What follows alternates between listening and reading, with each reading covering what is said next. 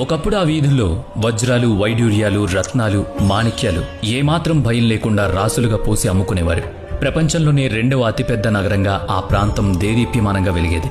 అణువణువున శిల్పకళ ఉట్టిపడే దేవాలయాలు, ఆకాశాన్ని తాకే రాజభవనాలు, ఎప్పుడూ కలకళ్లాడే మార్కెట్లు ఆ నగరానికి సొంతం.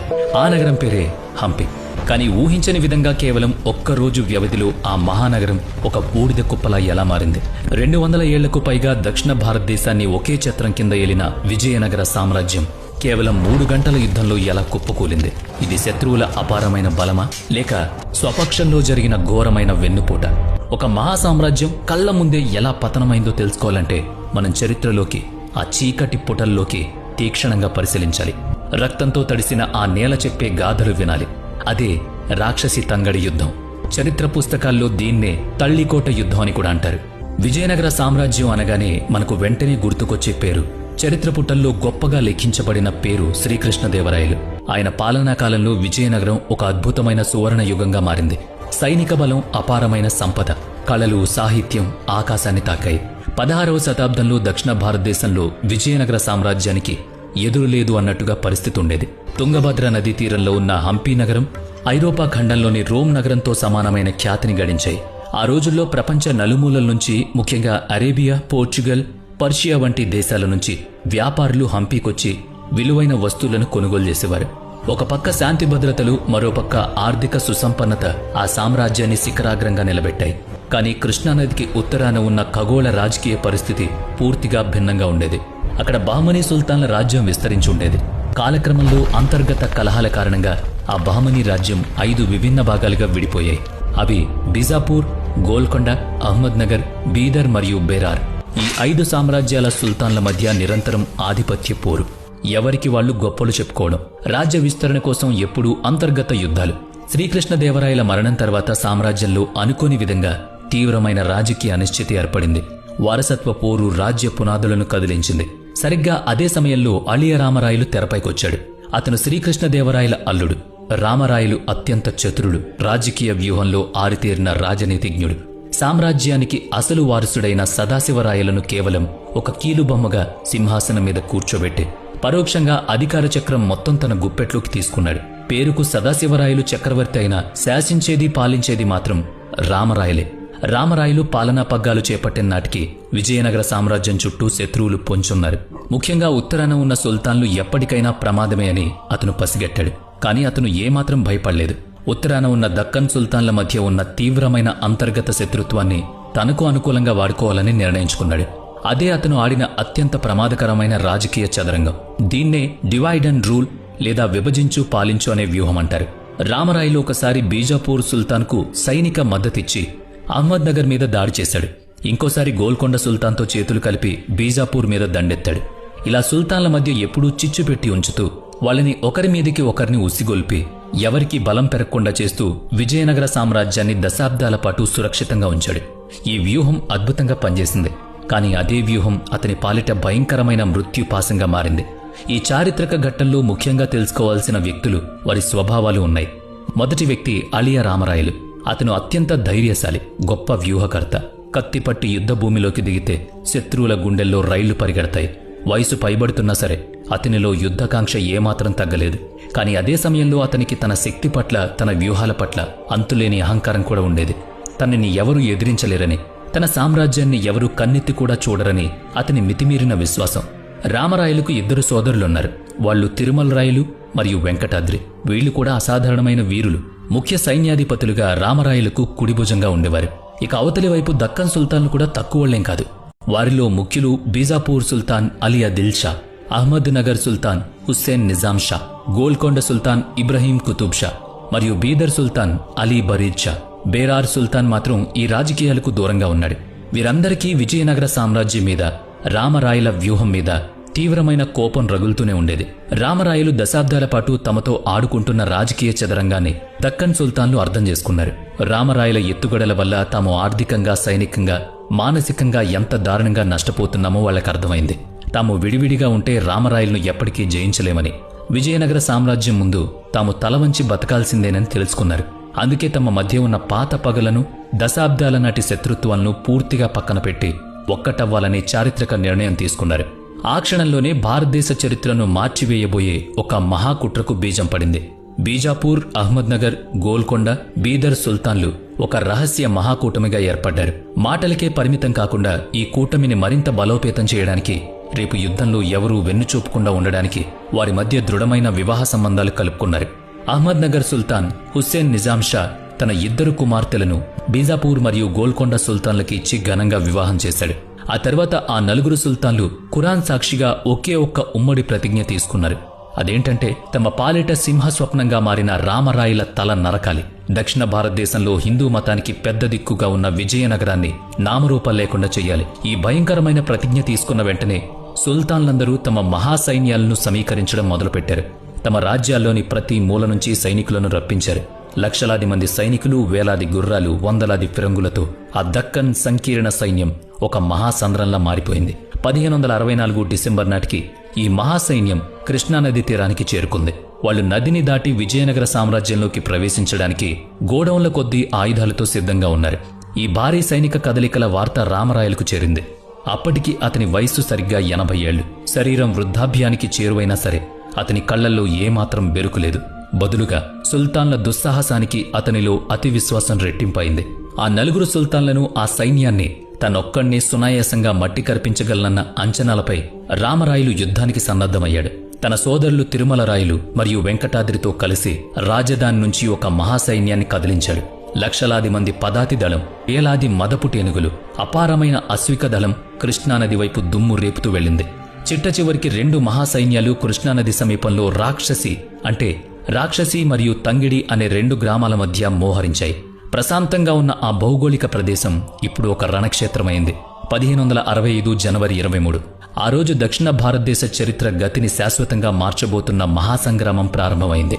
రణరంగం దద్దరిల్లింది. ఏనుగులు భయంకరమైన ఘేంకారాలు, గుర్రాల సకిలింపులు, కత్తుల చప్పుళ్లు వింటున్నారు. 2 సముద్రాలు ఢీకొన్నట్టుగా ఉంది ఆ యుద్ధం. ప్రారంభంలో విజయనగర సైన్యానిదే స్పష్టమైన పైచేయిగా కనిపించింది. రామరాయల అశ్విక దళం ఒక సుడిగుండంలా సుల్తాన్లను చుట్టేసింది. వెంకటాద్రి మరియు తిరుమలరాయల దళాలు శత్రువుల శవాలపై నడుస్తున్నాయి. విజయనగర వీరుల తెగువ దాటికి తట్టుకోలేక సుల్తాన్ల సైన్యం నెమ్మదిగా వెనక్కి తగ్గడం ప్రారంభించింది. వారిలో భయం మొదలైంది. విజయం దాదాపు విజయనగర సామ్రాజ్యాన్ని వరించినట్లే వాతావరణం ఉంది. 80 ఏళ్ల రామరాయలు ఒక అందమైన పల్లకిలో కూర్చుని యుద్ధరంగాన్ని పర్యవేక్షిస్తూ రత్నాలు, నాణేలు వెదజల్లుతూ తన సైన్యాన్ని ఉత్సాహపరుస్తున్నాడు. తన వ్యూహం ఫలించిందని, తనకే విజయం ఖాయమని నమ్మకం. కాని సుల్తాన్ల వద్ద చరిత్రను మార్చగలిగే ఒక అత్యంత ప్రమాదకరమైన రహస్య ఆయుధం ఉంది. అదే వారి ఫిరంగి, తుపాకులు. సుల్తాన్ల సైన్యంలో సెలాబీ రూమీ ఖాన్ అనే అత్యంత నైపుణ్యం కలిగిన క్రూరుడైన ఫిరంగి దళ కమాండర్ ఉన్నాడు. విజయనగర పదాతి దళం అతి వేగంగా తమపై దాడి చేస్తున్నప్పుడు సెలాబీ రూమ్ ఖాన్ వ్యూహాత్మకంగా వందలాది భారీ ఫిరంగులను ముందు పెట్టి సంచుల కొద్దీ మందుగుండు సామాగ్రి, రాగి నాణేలను, ఇనుప ముక్కలను దట్టించి ఒక్కసారిగా కాల్చాడు. ఆ శతజ్ఞుల నుంచి వెలువడిన నిప్పుల వర్షం విజయనగర సైన్యంపై ఊచకోత మొదలుపెట్టింది. వేడివేడి రాగి నాణేలు, పదునైన ఇనుప గుండ్లు కవచాలను చీల్చుకుని వెళ్లిపోయాయి. కేవలం ఒక్క క్షణంలో వేలాది మంది సైనికులు రక్తపు మడుగులో నేలకొరిగారు. విజయనగర సైన్యంలోని ఏనుగులు ఆ ఫిరంగుల శబ్దానికి, మంటలకు, తీవ్రమైన భయభ్రాంతులకు గురై చెల్లాచెదురుగా పరుగులు తీస్తున్నాయి. రణరంగం మొత్తం హాహాకారాలతో నిండిపోయింది. ఎటు చూసినా తెగిపడిన శరీర భాగాలు, నెత్తురు దారలై పారుతోంది. అప్పటి వరకు విజయనగరం వైపు సగర్వంగా పయనిస్తున్న విజయనగర సైన్యంలో ఒక్కసారిగా తీవ్రమైన ఆందోళన. అయినా సరే రామరాయల సైన్యం అత్యంత త్వరగా ధైర్యం కోల్పోయింది. ఆ ప్రాణ నష్టాన్ని దిగమింగుకుంటూనే మళ్లీ పదునైన కత్తులతో ముందుకు సాగుతూనే ఉంది. కాని సరిగ్గా అప్పుడే ఆ నెత్తురోడుతున్న యుద్ధభూమిలో మానవ చరిత్రలోనే అత్యంత ఘోరమైన మోసం జరిగింది. ఈ యుద్ధం మరియు సామ్రాజ్యం భవితవ్యాన్ని నిర్ణయించే అత్యంత కీలక దశ అది. విజయనగర సైన్యంలో గిలానీ సోదరులు అనే 2 పేరు మోసిన ముస్లిం కమాండర్లున్నారు. వీరికి రామరాయలంటే ఎంతో నమ్మకం. పరమత సహనంతో వారి ప్రతిభను గుర్తించి వారికి సైన్యంలో అత్యున్నత పదవులిచ్చి వేలాది మంది సైనికుల నాయకత్వాన్ని అప్పగించాడు. కానీ ఆ గిలానీ సోదరులు మరియు వారి కింద పనిచేస్తున్న వేలాది సైనికులు అకస్మాత్తుగా ఏమాత్రం కనికరం లేకుండా తమ కత్తులను సొంత విజయనగర సైనికుల వైపు తిప్పారు. అవును, వారు అప్పటి వరకు యుద్ధభూమి నడిబొడ్డున సుల్తాన్ల పక్షంలో చేరారు. మతం పేరుతో సుల్తాన్లు చేసిన రహస్య ఒప్పందాలకు లొంగిపోయారు. ఇది రామరాయలు ఏమాత్రం ఊహించని గుండెలు పిండేసే వెన్నుపోటు. తన పక్క నుండి తన కోసం పోరాడుతున్న సైనికులే అకస్మాత్తుగా వెన్నుపోటు పొడిస్తే ఇక అక్కడ సమాధానం ఎక్కడ దొరుకుతుంది? ఈ ఊహించని ద్రోహం మరియు భయంకరమైన గందరగోళంలో 80 ఏళ్ల వృద్ధుడైన రామరాయలు కూర్చున్న పల్లకి మోసే బోయిలు తమ ప్రాణాల భయంతో పల్లకిని కింద పడేసి పారిపోయారు. వృద్ధాప్యం కారణంగా రామరాయలు కింద పడిపోయి వెంటనే లేవలేకపోయాడు. సమయం కోసం కాచు కూర్చున్న అహ్మద్ నగర్ సుల్తాన్ సైనికులు వందల సంఖ్యలో వచ్చి రామరాయలను చుట్టుముట్టారు. ఆ వృద్ధ సింహాన్ని గొలుసులతో బంధించారు. అత్యంత అవమానకరంగా ఈడ్చుకుంటూ వెళ్లి అహ్మద్ నగర్ సుల్తాన్ హుస్సేన్ నిజాం షా ముందు ప్రవేశపెట్టారు. దశాబ్దాల తరబడి రామరాయల చేతిలో రాజకీయ చదరంగంలో ఓడిపోయి అవమానాలు భరించిన ఆ సుల్తాన్ కళ్లల్లో పగ రగులుతోంది. ఏమాత్రం కనికరం, రాజనీతి లేకుండా తన స్వహస్తాలతో కత్తి తీసుకుని రామరాయల తల నరికేశాడు. ఆ తెగిపడిన తలను ఒక పొడవైన బల్లానికి గుచ్చి రక్తమూడుతుండగానే యుద్ధభూమిలో అందరికీ స్పష్టంగా కనిపించేలా పైకెత్తి ప్రదర్శించాడు. తమ మహానాయకుడి తల అలా తెగిపోవడం చూసి విజయనగర సైనికులు తీవ్రమైన మానసిక ఆందోళనకు, నిరాశకు గురయ్యారు. నాయకుడి లేని సేనలు చెదిరిపోతాయంటారు గదా, అదే జరిగింది. ఆయుధాలు వదిలేసి ఉన్నపళంగా చిత్తగించారు వాళ్ళంతా. కేవలం 3 గంటల వ్యవధిలో దక్షిణ భారతదేశాన్ని శాసించిన మహాసామ్రాజ్యం కుప్పకూలింది. కేవలం ఒకే ఒక్క వెన్నుపోటు వల్ల. ఈ ఘోరమైన యుద్ధం గురించి సామాన్యులకు తెలియని కోణాలు, దాగి ఉన్న వాస్తవాలు ఎన్నో ఉన్నాయి. నేటికి చరిత్ర పుస్తకాల్లో దీనిని తల్లికోట యుద్ధం అని పిలుస్తారు. కానీ భౌగోళికంగా చూస్తే నిజానికి ఈ యుద్ధం తల్లికోట అనే ప్రదేశంలో జరగలేదు. తల్లికోట అనేది కేవలం దక్కన్ సుల్తాన్ల సైన్యం కృష్ణానది దాటిన తర్వాత మొదట తమ శిబిరాలు ఏర్పాటు చేసుకున్న ప్రదేశం. అసలు మహాసంగ్రామం, రక్తపాతం జరిగింది మాత్రం అక్కడికి సరిగ్గా 30 మైళ్ల దూరంలో ఉన్న రాక్షసి మరియు తంగడి అనే 2 గ్రామాల మధ్య ఉన్న విశాలమైన మైదానంలో. అందుకే చరిత్రకారులు దీన్ని రాక్షసి తంగడి యుద్ధం అని పిలిచేవారు. ఇక ఈ యుద్ధంలో జరిగిన మరో ఆశ్చర్యకరమైన మరియు అత్యంత బాధాకరమైన విషయం ఏంటంటే, రామరాయలు రణరంగంలో చనిపోగానే ఆ మహాసామ్రాజ్యాన్ని, ఆ రాజధానిని, అమాయకులైన ప్రజలను, వాళ్ళందరినీ కాపాడాల్సిన కనీస బాధ్యత, నైతికత అతని సోదరుడు తిరుమల రాయల మీద ఉంది. కానీ అతను ఒక వీరుడిలా పోరాడి రాజధానిని రక్షించేందుకు ప్రయత్నం ఏమాత్రం చేయలేదు. రామరాయల మరణవార్త వినగానే పిరికివాడిలా తిరుమల రాయలు యుద్ధభూమి నుంచి పిరికివాడిలా పారిపోయాడు. వెంటనే రాజకుటుంబీకులను తీసుకుని సామ్రాజ్య ఖజానాలో ఉన్న అపారమైన బంగారాన్ని, వజ్రాలను, రత్నాలను దాదాపు 550 ఏనుగుల మీద పట్టగలిగినంత మూటలు కట్టి అక్కడ్నుంచి మోసుకుపోయాడు. తర్వాత జరగబోయే మారణహోమానికి అమాయకులైన హంపీ నగర ప్రజలను, వారి కర్మానికి వాళ్ళని వదిలేశాడు. ఇది చరిత్ర పూటల్లో ఎప్పటికీ చెరిగిపోని ఒక మచ్చ. ఈ యుద్ధం మరియు దాని పరిణామాలు చరిత్రకారుల మధ్య ఇప్పటికీ అనేక తీవ్రమైన వివాదాలకు, మేధోపరమైన చర్చలకు దారితీస్తుంది. ప్రధానమైన ప్రశ్న ఏంటి అంటే, రామరాయలు ముస్లిం కమాండర్లను గుడ్డిగా నమ్మడం, అత్యున్నత సైనిక బాధ్యతలు అప్పగించడం అతని అతిపెద్ద చారిత్రక తప్పిదం ఇదేనా? మతపర సహనంతో అతను వారికి స్థానమిస్తే వాళ్ళు ఏమాత్రం కృతజ్ఞత లేకుండా అదే మతాన్ని నమ్ముకుని నట్టేట్లో ముంచారు.